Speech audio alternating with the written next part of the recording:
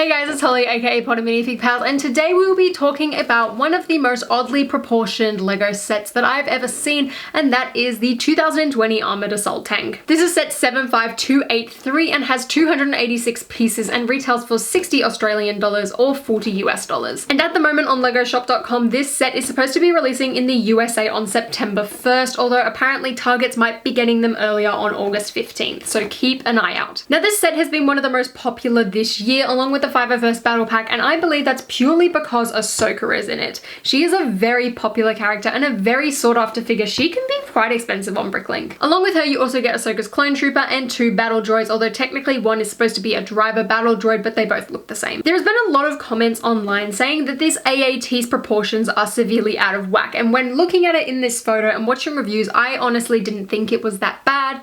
And then I built the set. So along with reviewing it, we're going to measure the canon. So let's go.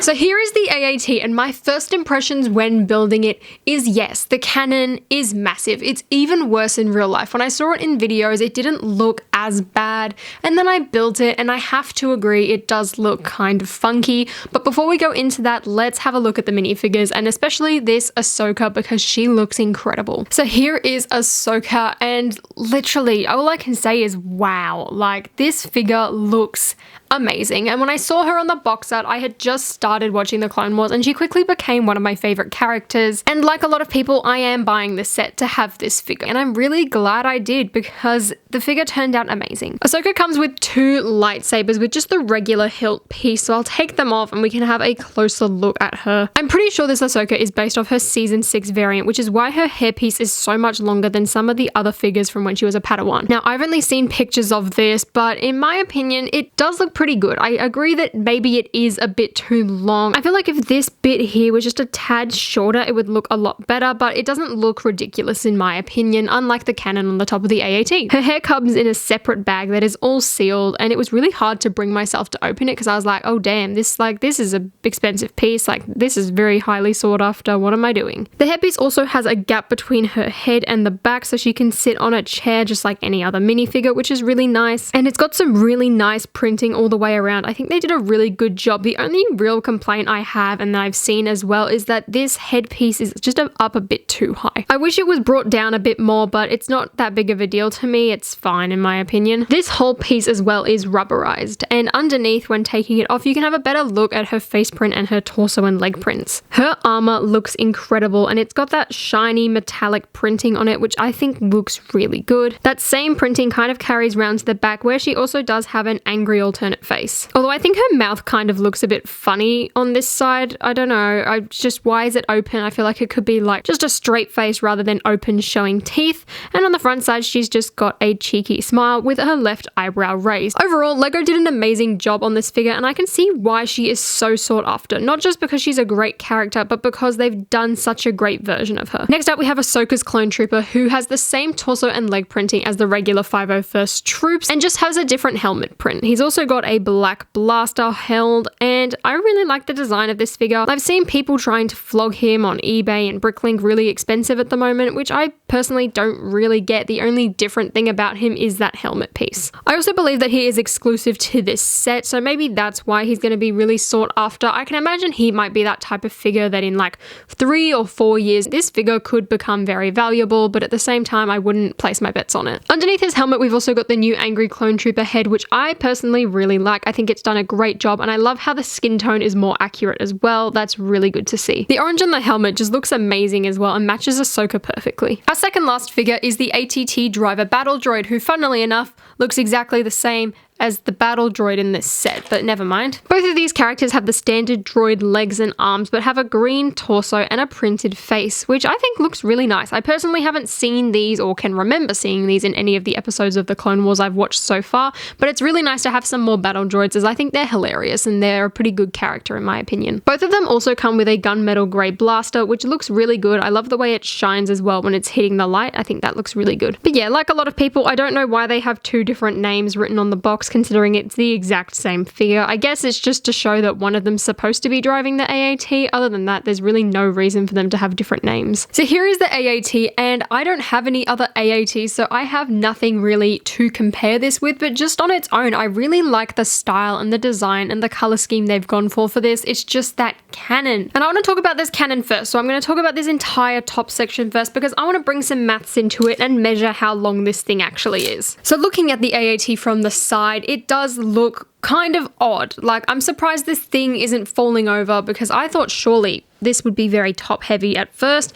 but also this is just sticking out so damn much. And like in the instructions, they show it to you being like pointed up and things like that.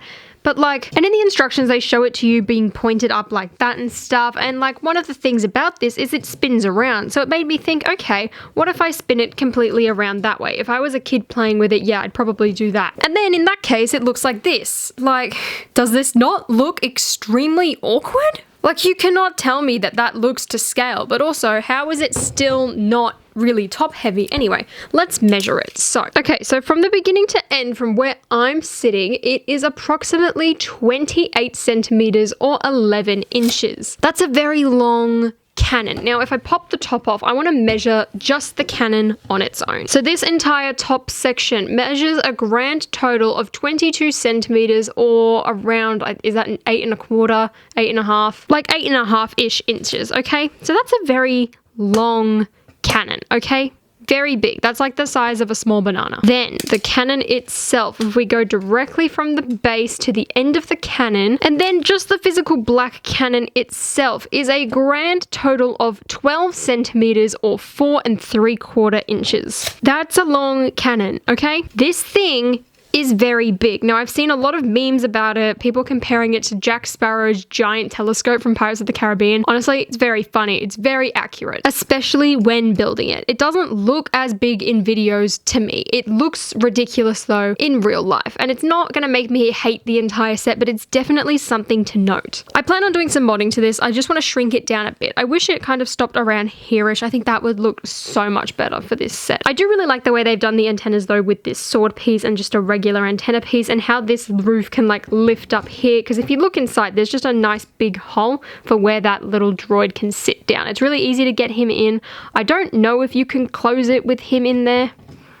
I mean, you get kind of close if you fold his head down, but like, it's not flush all the way. I do also like the fact that you can move the cannon up and down. I think that's really nice, and I love how this is all tiled off as well. It looks very clean and very neat. Moving on down, we can see some of the cannons on the sides. These can technically be twisted as this stud kind of moves around. It's also held in place by this little clip piece, which is going on through into the cone. And I like that. It's a small play feature, I guess, and not technically a play feature, but it's a really nice thing that LEGO has done. The same is also on the other side. If I spin the cannon around, you can get a better look at this section at the front where you can lift it up and you can store another battle droid. You can put him with his gun in if you twist the gun to the sides. If it's pointing forwards, then you're not really going to be able to fit him in. On the inside as well, we have some more of those printed cheese slope pieces that we see quite a lot in LEGO Star Wars, which is really nice to see. I love how we use them rather than just a bunch of stickered pieces these days. The lid can close all the way and look nice and flush and completed, which I really appreciate. Speaking of looking complete, I love all these rounded smooth pieces around the front of the AAT. I think they look really good, especially these massive dark blue pieces. There's also only 2 stickers in this set, one on each side being on this tile piece and on this tile piece. I really appreciate that because I cannot deal with 1,000 stickers. It gets on my nerves. The color scheme of this set as well, I think looks really good. I love the dark blue and the light gray. It looks really nice and really pretty. At the front of the AAT as well, you have 2 spring-loaded shooters, which are just activated by pushing down on this dark gray piece here,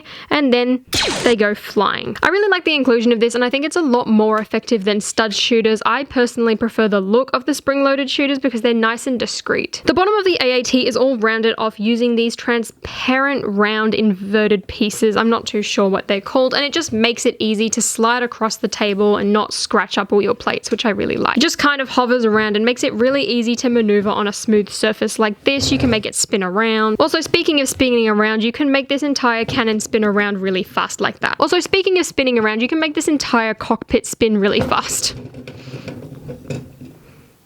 Although the canon is kind of ridiculously oversized, I don't think it brings down the AAT that much. I do really like the way that this one looks, besides this entire top section. The bottom of it looks fine. I have no problem with this entire thing. It's just this. This section looks too short and this is too long. Although I don't really mind this being too short. I think it looks fine. The canon's just the big problem here. But like I said, it's a very easy mod to fix, and I will try and play around with it and see if I can come up with something better. Maybe use some of these flagpole pieces to shrink it down a bit. So overall, I do quite like the AAT. I don't have an AAT before. If you're not completely new to the Clone Wars though, you've probably got one of these sets, and in that case, you're definitely not buying it for the build. You're buying it for Ahsoka. And because she is such a valuable figure, I do think it brings a lot to this set. It makes the value seem a lot better. Now, the build by no means is necessarily bad. It's just not the best out there. There are a lot of solid builds in the summer Star Wars wave, and this definitely isn't the worst, but it definitely isn't the best either. It's just that canon. It looks ridiculous. Why did it have to be so long? I don't understand. The color scheme though of this AAT definitely does look really nice, and I think it brings a really good, elegant look to this set as well. If you are looking to get one of these sets and it's high up on your wanted list, you definitely have to act quick. This set has been selling out a lot. This and the 501st Battle Pack are definitely the most popular of this summer wave, and they have been going like crazy. In most cases, I've seen them sell out in like 10-12 minutes in most places. Best of luck to anyone trying to get this set, or really any of the Star Wars summer sets for that matter. And if you enjoyed this video, please give me a big thumbs up and consider subscribing to the channel down below for more videos. And until then, I'll see you later.